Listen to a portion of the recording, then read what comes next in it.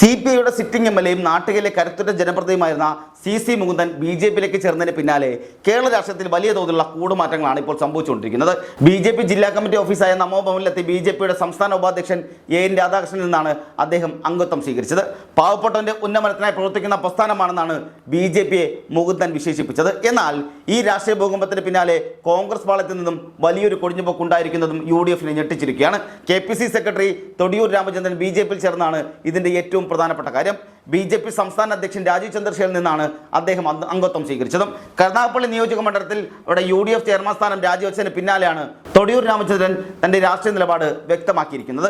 കഴിഞ്ഞ 15 വർഷക്കാലമായി UDF മണ്ഡലം ചെയർമാനെ മികച്ച രീതിയിൽ പ്രവർത്തിച്ചു വരികയായിരുന്ന താനെന്നും എന്നാൽ പ്രാദേശിക MLAയുടെ ഭാഗത്തു നിന്നുണ്ടായ തിക്താനുഭവങ്ങൾ സഹിക്കാൻ കഴിയുന്നതിലും അപ്പുറമായതിനാലാണ് കോൺഗ്രസ് വിടുന്നതെന്നും അദ്ദേഹം തുറന്നടിക്കുന്ന അവസ്ഥയുമുണ്ടായി.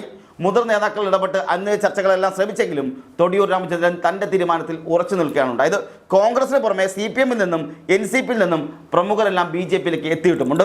Meditrina hospital MD doctor Prathap Kumar, അതുപോലെ തന്നെ CPM കോവളം ഏരിയ കമ്മിറ്റി അംഗം NA റഷീദ്, അതുപോലെ തന്നെ NCP നേതാവ് ദേവപ്രശാന്ത് എന്നിവരും BJPയിൽ ചേർന്നത് കേരളത്തിലെ രാഷ്ട്രീയ ധ്രുവീകരണത്തിൽ പുതിയ മാറ്റങ്ങൾ കൊണ്ടുവരുന്നു എന്ന കാര്യം ഉറപ്പ് തന്നെയാണ്.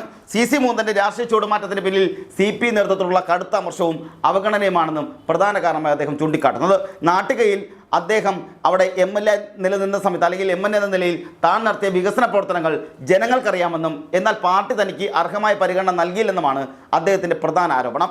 സിറ്റിംഗ് MLA ആയിരുന്നിട്ടും തന്നോട് ആലോചിക്കാതെയാണ് മുൻ MLA ഗീതാ ഗോപിയെ സ്ഥാനാർത്ഥിയായി പ്രഖ്യാപിച്ചത്.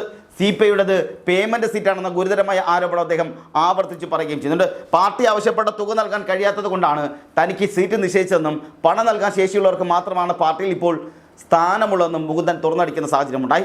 തന്നെ ദ്രോഹിച്ചവർക്ക് തെരഞ്ഞെടുപ്പ് രംഗത്ത് തന്നെ മറുപടി നൽകുമെന്നും BJP സ്ഥാനാർത്ഥിയെ താൻ ജനവിധി തേടുമെന്നും അദ്ദേഹം പ്രഖ്യാപിക്കുകയും ചെയ്തിട്ടുണ്ട്. BJPയിൽ ചേർന്നതിന് മുമ്പ് മുകുന്ദൻ കോൺഗ്രസ് നേതൃത്വവുമായി ചർച്ചകൾ നടത്തിയിരുന്നെങ്കിലും ചിഹ്നത്തെ ചൊല്ലിയുള്ള തർക്കം മൂലം അത് വേണ്ടെന്ന് വെക്കുകയും ചെയ്തിരുന്നു. കോൺഗ്രസ് കൈവിട്ടതോടെയാണ് മുകുന്ദൻ BJP നേതാക്കളുമായി ബന്ധപ്പെടുന്നതും. നാട്ടികയിൽ കഴിഞ്ഞ തവണ മുകുന്ദനോട് പരാജയപ്പെട്ട സുനിൽ ലാലൂർ തന്നെയാണ് വീണ്ടും സ്ഥാനാർത്ഥിയാക്കാനാണ് കോൺഗ്രസിന്റെ തീരുമാനം.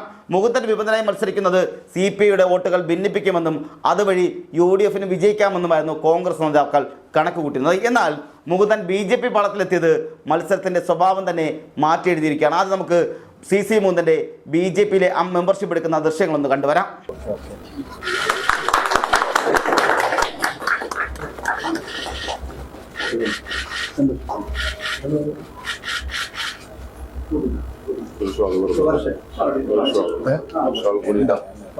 രണ്ടുപേരും കൂടി ഉണ്ട്. Okay, welcome.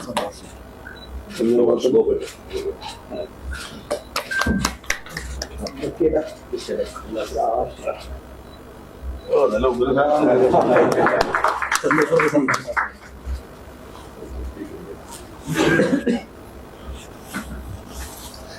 ഇടതുപക്ഷത്തു നിന്നും അതുപോലെ തന്നെ വലതുപക്ഷത്തു നിന്നും നേതാക്കൾ ഇത്തരത്തിൽ BJPയിലേക്ക് എത്തുന്നത് കേരള രാഷ്ട്രീയത്തിൽ പുതിയൊരു പ്രവണതയായി മാറിയിട്ടുമുണ്ട്. മുമ്പ് LDFിൽ നിന്നും നിരവധി പ്രമുഖർ BJPയിലേക്ക് ചേക്കേറിയിട്ടുമുണ്ട്. അൽഫോൺസ് കണ്ണന്താനം ഇടതുപക്ഷ സ്വതന്ത്രനായി കാഞ്ഞിരപ്പള്ളിയിൽ നിന്ന് മത്സരിച്ച് MLA ആയിരുന്നു. എന്നാൽ പിന്നീട് അദ്ദേഹം BJPയിൽ ചേരുകയും അതുപോലെ കേന്ദ്രമന്ത്രിയാവുകയും ചെയ്തു. കണ്ണൂരിലെ മുതിർന്ന കോൺഗ്രസ് നേതാവായിരുന്നെങ്കിലും പിന്നീട് ഇടതുപക്ഷത്തോട് ശേഷവും BJPയിലേക്ക് മാറിയ C രഘുനാഥും സമാനമായ പാത പിന്തുടർന്ന നേതാവ് കൂടിയാണ്. മുൻ ഇടതുപക്ഷ MP കൂടിയായിരുന്ന സെബാസ്റ്റ്യൻ പോളിന്റെ മകൻ BJPയിൽ ചേർന്നതും ഹിന്ദു പാർലമെന്റ് നേതാവ് CP സുഗതൻ ഇടതുപക്ഷ നിലപാടുകൾ ഉപേക്ഷിച്ചതും വലിയ വാർത്തയുമായിരുന്നു. മുമ്പ് കോൺഗ്രസ് I ഗ്രൂപ്പ് നേതാവും ദേവസ്വം ബോർഡ് പ്രസിഡന്റുമെന്ന G രാമൻ നായരും BJPയിലേക്ക് ചേക്കേറിയത് ശബരിമല പ്രക്ഷോഭ കാലത്ത് കൂടിയാണ്. കൂടാതെ CPMന്റെ കരുത്തനായ നേതാവായിരുന്ന OK വാസുവും BJPയിലേക്ക് എത്തിയതും കണ്ണൂർ രാഷ്ട്രീയത്തിൽ വലിയ കോളിളക്കങ്ങൾ സൃഷ്ടിച്ചത് കൂടിയാണ്. നാട്ടികയിലെ മണ്ഡലത്തിലെ കണക്കുകൾ പരിശോധിച്ചാൽ മുകുന്ദന്റെ രാഷ്ട്രീയ സ്വാധീനം നമുക്ക് വ്യക്തമായി മനസ്സിലാക്കും. കഴിഞ്ഞ നിയമസഭാ തെരഞ്ഞെടുപ്പിൽ 28,431 വോട്ടുകൾക്കാണ് അദ്ദേഹം കോൺഗ്രസിനെ പരാജയപ്പെടുത്തിയത്. അന്ന് BJP സ്ഥാനാർത്ഥി അവിടെ നേടിയത് 33,716 വോട്ടുകളായിരുന്നു. ഏകദേശം 21% വോട്ട് NDA എന്ന് മണ്ഡലത്തിൽ നേടുകയും ചെയ്തു. മുകുന്ദൻ കൂടി BJP സ്ഥാനാർത്ഥി എത്തുന്നതോടെ ഈ വോട്ട് വിഹിതത്തിൽ വലിയ വർധനവുണ്ടാകുമെന്നാണ് BJP കണക്ക് കൂട്ടുന്നത്. ഇതിനിടെയാണ് മുകുന്ദന്റെ സാമ്പത്തിക ബാധ്യതകളെ കുറിച്ചുള്ള ചോദ്യങ്ങളോട് BJP നേതാവ് AN രാധാകൃഷ്ണൻ പ്രതികരിച്ചതും. ആ പ്രതികരണം കൂടി നമുക്കൊന്ന് കണ്ടുവരാം. ഏതാണ്ട് 7ഓളം MLAമാർ MP മാർ കഴിഞ്ഞ ഒരു മാസ കാലയളവിനുള്ളിൽ ദേശീയ ജനാധിപത്യ സഖ്യത്തിന്റെയും BJPയുടെയും ഭാഗമാകുകയാണ്. ഇന്ന് ഏറ്റവും സന്തോഷകരമായ സാഹചര്യമുള്ളത് കമ്മ്യൂണിസ്റ്റ് പാർട്ടിയുടെ ഏറ്റവും താഴെ ഘടകങ്ങളിൽ നിന്ന് പ്രവർത്തനം ആരംഭിച്ച് നാട്ടിക MLA ആയിട്ടുള്ള ബഹുമാനായ CC മുകുന്ദൻ അവറുകളാണ്. അദ്ദേഹത്തെ സംബന്ധിച്ചിടത്തോളം പ്രത്യേകിച്ച് പരിചയപ്പെടുത്തലിന്റെ ആവശ്യമില്ല. അദ്ദേഹം പാവപ്പെട്ടവന്റെ നേതാവാണ്. സ്വന്തമായി കിടപ്പാടമില്ലാത്ത സാധാരണക്കാർക്ക് വേണ്ടി ജീവിച്ചിട്ടുള്ള, പരിമിതികളുടെ അകത്തു നിന്നുകൊണ്ട് തന്നെ നാട്ടികയിൽ ഒരുപാട് വികസനത്തിന് നേതൃത്വപരമായ പങ്കുവഹിച്ചിട്ടുള്ള ശ്രീമാൻ CC മുകുന്ദനെ സംബന്ധിച്ചിടത്തോളം ഞങ്ങൾ മനസ്സിലാക്കിയത് അദ്ദേഹത്തിന്റെ ജീവിതം ഒരു തുറന്ന പുസ്തകമാണ്. മാതൃകാപരമായി മുന്നോട്ട് പോകുന്ന ഒരു കമ്മ്യൂണിസ്റ്റാണ്. 100% കമ്മ്യൂണിസ്റ്റ് പ്രത്യയശാസ്ത്രത്തിൽ വിശ്വസിക്കുകയും ജീവിതം വ്രതമാക്കി ഏറ്റെടുത്തിട്ടുള്ള 100% പാവപ്പെട്ട ഏറ്റവും സാധാരണക്കാരനായ, ഇന്ന് കേരളത്തിലെ MLA-മാരിൽ 140 MLA-മാരിൽ ഷീറ്റ് വലിച്ചു കെട്ടി ഒരു വീട്ടിൽ കിടക്കുന്ന MLA ആണ് ശ്രീമാൻ CC മുകുന്ദൻ. അദ്ദേഹത്തെ ഭാരതീയ ജനതാ പാർട്ടി ഞങ്ങൾ നെഞ്ചോട് ചേർത്ത് പിടിക്കുമ്പോൾ ഞങ്ങൾക്ക് അഭിമാനമുണ്ട്. ഞാൻ അദ്ദേഹത്തെ ചേർക്കുന്നതിന് വേണ്ടി ഇവിടെ എത്തിച്ചേർന്നിട്ടുള്ളത് ഭാരതീയ ജനതാ പാർട്ടിയുടെ സംസ്ഥാന അധ്യക്ഷനും ദേശീയ ജനാധിപത്യ സഖ്യത്തിന്റെ ചെയർമാനുമായ ഞങ്ങളുടെ ആരാധ്യരായ അധ്യക്ഷൻ ശ്രീമാൻ രാജീവ് ചന്ദ്രശേഖർജിക്ക് വേണ്ടിയാണ് അദ്ദേഹത്തെ ഞാൻ ഇന്ന് ഷാളിട്ട് ഭാരതീയ ജനതാ പാർട്ടിയിലേക്ക് ചേർക്കുന്നത്.